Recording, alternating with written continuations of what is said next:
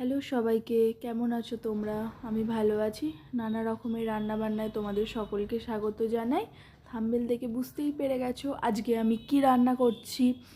তাও বলে দিলাম, আজকে আমি করছি মিক্সড ভেজ। আমি কিভাবে মিক্সড ভেজ বানাই সেটা তোমরা দেখো, ভালো লাগলে অবশ্যই বাড়িতে ট্রাই করো। কি কি লাগছে প্রথমে দেখে নাও। আলু, ফুলকপি, গাজর, বিনস, ক্যাপসিকাম, মটরশুঁটি, আর ওখানে ভিজিয়ে রেখেছি কাজু, পোস্ত আর চারমগজ, আর নিয়েছি টমেটো, আদা আর কাঁচা লঙ্কা। এটা বেটে নিতে হবে।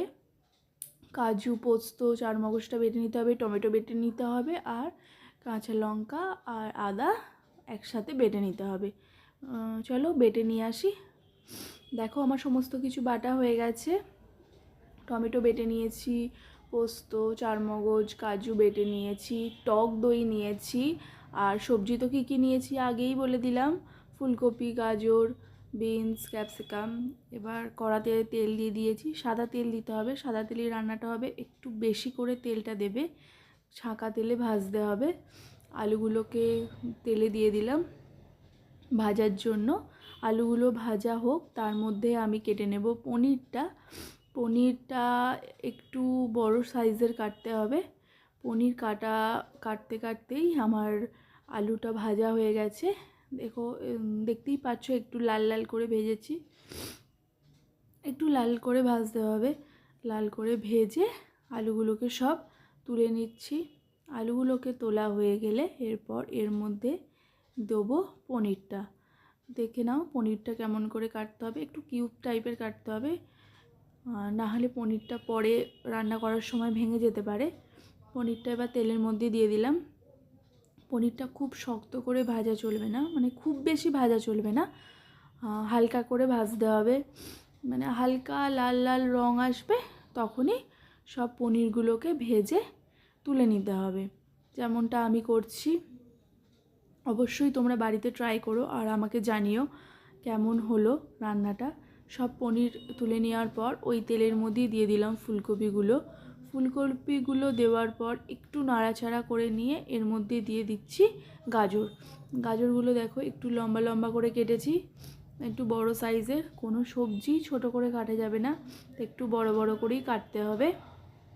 সমস্ত গাজরগুলো দেওয়ার পর এবার দিয়ে দেবো বিনসগুলো বড় বড় করে কেটেছি। ফুলকপি, গাজর, বিনস দেওয়ার পর সেটাকে এবার ভালো করে নাড়তে হবে। যখন এটা নাড়তে নাড়তে যখন হালকা একটু কালারটা চেঞ্জ হবে, তার মধ্যে দিয়ে দিতে হবে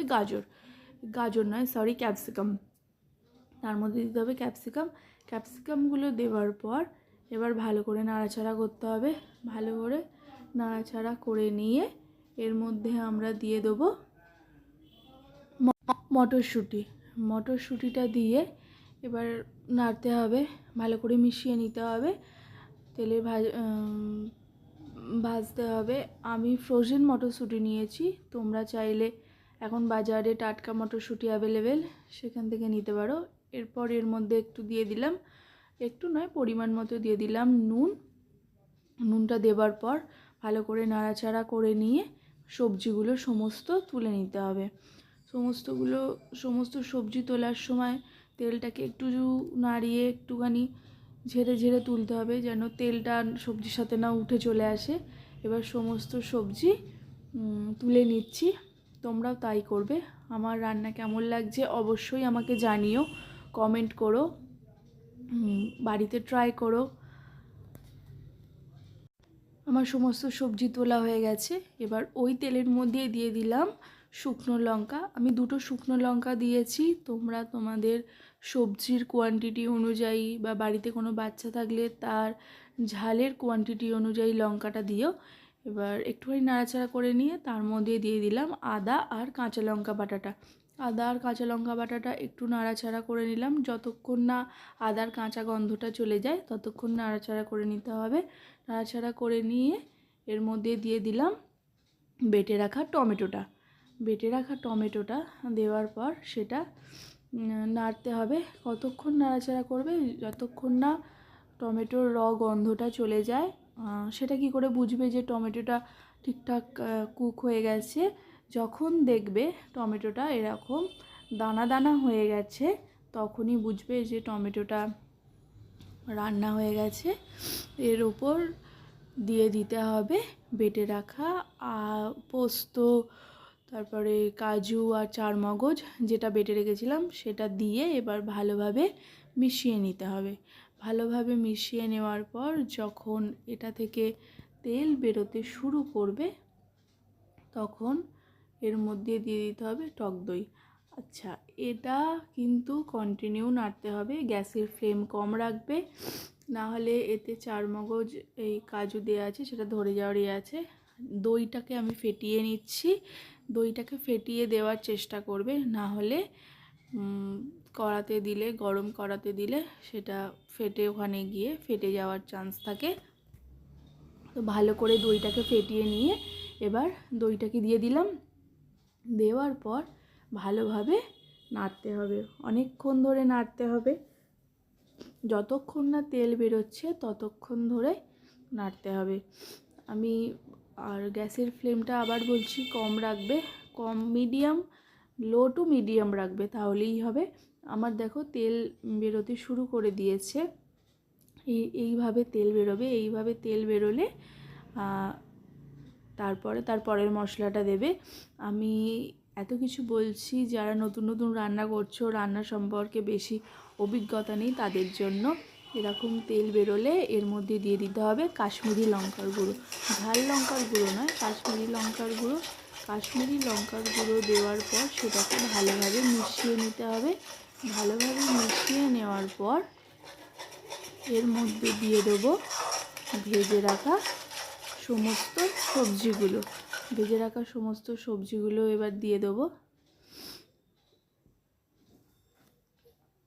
সমস্ত সবজি দিয়ে দিলাম ভেজে রাখা। এবার এটাকে মিশিয়ে নিতে হবে, এবার এটাকে মেশাও, মিশিয়ে নিয়ে এর মধ্যে দিয়ে দেবো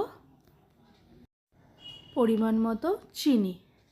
চিনিটা দিয়ে আমার একটু কম মনে হয়েছিল, সেই জন্য আমি আবার হাতে করে একটু দিয়ে দিলাম। হাতে করে দিলে পরিমাণটা ভালো বোঝা যায়।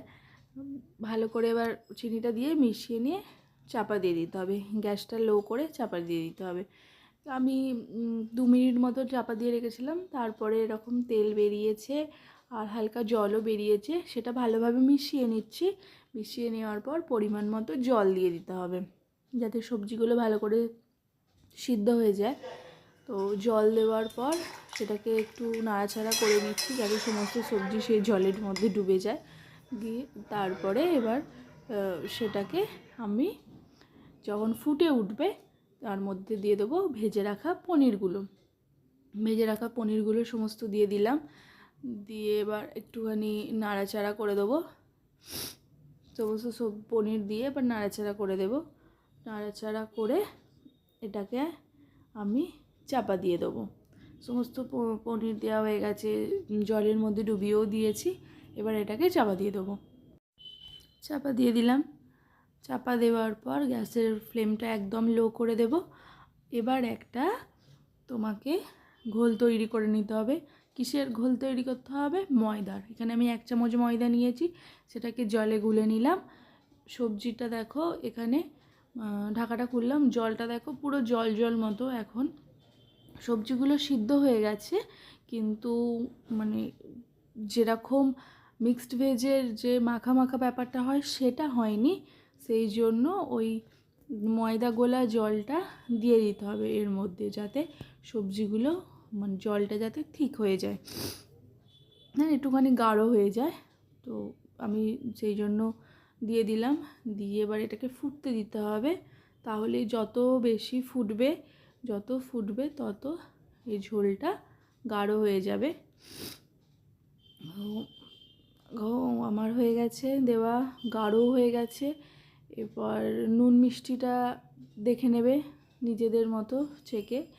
আর তারপর এর মধ্যে দিয়ে দিলাম ঘি, আর দিচ্ছি গরম মশলার গুঁড়ো। ঘি আর গরম মশলার গুঁড়ো দিয়ে আমার রান্না কমপ্লিট।